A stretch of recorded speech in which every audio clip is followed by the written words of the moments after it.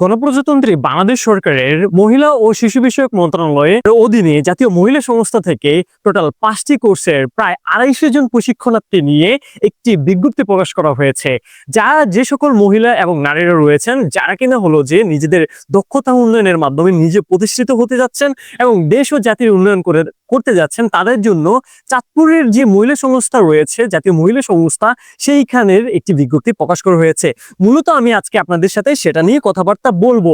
তো চাঁদপুরের এই বিজ্ঞপ্তিটি প্রকাশ করা হয়েছে গত 23শে জুন এবং যারা কিনা হলো যে আবেদন করবেন তারা আগামী 10ই জুলাই পর্যন্ত আপনারা আবেদন করতে পারবেন। তো ফার্স্ট বিজ্ঞপ্তিটি কি বা কি কি ডকুমেন্টস প্রয়োজন আপনাদের এই বিজ্ঞপ্তিতে আবেদন করার জন্য, কিভাবে করবেন, সামগ্রিক বিষয়গুলোই আমরা জানবো এই ভিডিওর মাধ্যমে। সো ভিডিও শুরুতেই জানি যে জাতীয় মহিলা সংস্থার এই কার্যালয়টি আসলে কোথায়। এটি হলো আপনারা কালীবাড়ি থেকে যে আপনারা ইয়েতে যাবেন, কি বলে, লঞ্চঘাটে যাবেন, সেই লঞ্চঘাটে যাওয়ার সময় নিশি বিল্ডিং এর কাছে যে মুক্তিযোদ্ধা ভবন রয়েছে সেই ভবনে এই কার্যালয়টি অবস্থিত।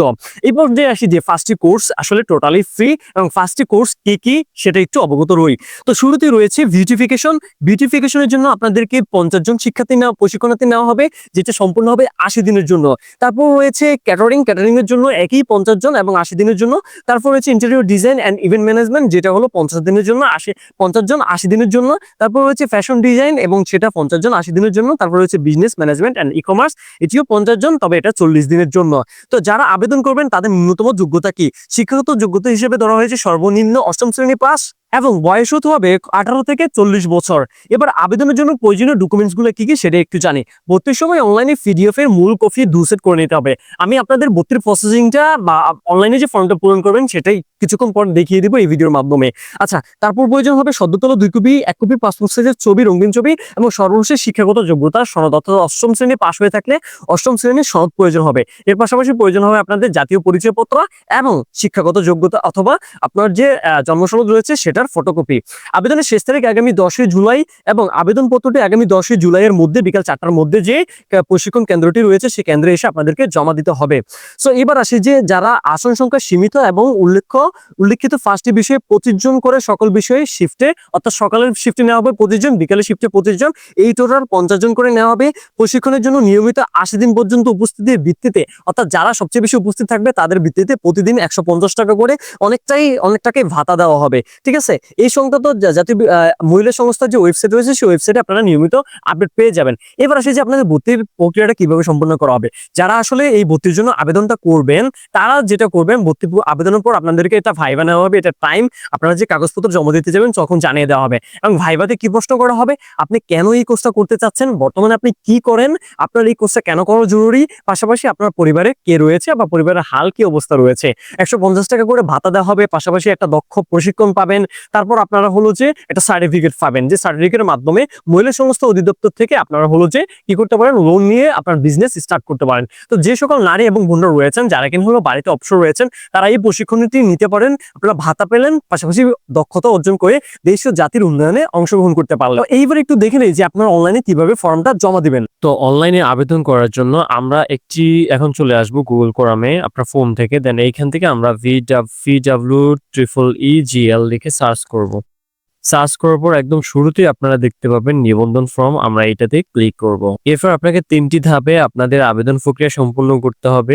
প্রশিক্ষণার্থীর ছবি আপলোড করুন 300x300 পিক্সেল। তো এই কাজটা আসলে আপনাদেরকে করে নিতে হবে অন্য একটি ওয়েবসাইট ব্যবহার করে, আমি একটু সেটাও দেখিয়ে দিচ্ছি। তো 300x300 করার জন্য আমরা এই ওয়েবসাইটে চলে আসবো, Image2, এটার লিঙ্ক আমি আমার ডিসক্রিপশনে দিয়ে দিব। এইখান থেকে আপনি আপনার ছবিটা আপলোড করে নেবেন। আমি জাস্ট এমনিতেই দেখানোর জন্য একটা ছবি দিয়ে আপনাদেরকে দেখাচ্ছি, ঠিক আছে। তো এইটা আপলোড করে দিবেন, দেন এইখান থেকে আপনারা একটু ক্রপ করে নেবেন, ঠিক আছে। আপনার যতটুকু রাখা দরকার ততটুকুই আপনি রাখবেন, ওকে। এরপর ক্রপ ইমেজে ক্লিক করবেন, দেন এখান থেকে রিসাইজ পিক্সেল আমরা এটাতে ক্লিক করব। একটু সময় নেবে, সময় নেওয়ার পর আপনার ছবিটা রেডি হয়ে যাবে। এরপর আমরা ডাউনলোড অপশনে ক্লিক করব। আমি জাস্ট আমার ছবিটা দিয়ে দেখাচ্ছি আপনাদের বোঝার স্বার্থে আর কি। তো আমরা আবার চলে আসবো আমাদের সেই ওয়েবসাইটে, দেন এখান থেকে আমরা শুরুতে আমাদের ছবিটা আপলোড করে দেব। এরপর এখানে প্রশিক্ষণার্থীর নাম, আপনার নাম লিখবেন বাংলায়, ঠিক আছে, আপনার নাম লিখবেন ইংরেজিতে, তারপর আপনার একটা মোবাইল নাম্বার দিবেন, ঠিক আছে। তারপর এখানে আপনার জাতীয় পরিচয়পত্রের নাম্বার দিবেন। ওকে? তারপর এখানে আপনার মাস, তারপর আপনার জন্মসাল, তারপর আপনার জন্মের যে মাস এবং বছরটা দিবেন। ঠিক আছে? এরপর আপনি আপনার মাতার নাম আপনার মতো করে লিখে দিবেন। বাবার নাম আপনার সার্টিফিকেটে যেভাবে আছে সেভাবে লিখে দিবেন। আপনি কি বিবাহিত না অবিবাহিত সেটা সিলেক্ট করে দিবেন। ঠিক আছে? এরপর আপনার স্বামী-স্ত্রীর নাম দিবেন যদি থাকে, বিবাহিত হন আরকি। এরপর বর্তমান পেশা দিবেন, আপনি কি হিসেবে আছেন। যদি স্টুডেন্ট হিসেবে থাকেন তাহলে সেটা দিবেন। এবার সর্বশেষ শিক্ষাগত যোগ্যতা দিয়ে পরবর্তীতে আমরা ক্লিক করব। এরপর প্রশিক্ষণার্থীর ঠিকানা, আপনার বর্তমান ঠিকানা দিবেন। তারপর আপনার বিভাগ, ঠিক আছে? তারপর আপনার জেলা, হ্যাঁ? এইভাবে হলো বাকি তথ্যগুলো আপনারা সুন্দরভাবে পূরণ করে ফেলবেন। এখানে চেষ্টা করবেন কোন তথ্য যাতে ভুল না হয়। ঠিক আছে? এরপর প্রশিক্ষণের সময়কাল সিলেক্ট করবেন, সকালের শিফট নাকি বিকেলের শিফট। ঠিক আছে? তারপর প্রশিক্ষণের বিভাগ, কোন বিভাগে রয়েছেন, তারপর আপনার জেলার নাম লিখবেন, চাঁদপুর জেলা, তারপর চাঁদপুর সদর। এবং কোন ট্রেডে আসলে আপনি আবেদন করতে চাচ্ছেন, সেই ট্রেডটা আপনারা সিলেক্ট করে দিবেন। দেওয়ার পর আপনারা হলো যে নিবন্ধন অপশনে ক্লিক করবেন। নিবন্ধন অপশনে ক্লিক করার পর আপনার একটি ফর্ম চলে আসবে। এই ফর্মটি চলে আসার পর এখান থেকে ডাউনলোড অপশনে ক্লিক করবেন। ওকে। সো ঠিক আপনারা এরকম একটা ফর্ম পেয়ে যাবেন। এটা যেকোনো জায়গা থেকে গিয়ে প্রিন্ট করবেন। প্রিন্ট করার পর আপনি হলো যে এইটা আপনার যে নির্ধারিত ঠিকানা রয়েছে সেই ঠিকানায় গিয়ে আপনারা জমা দিবেন।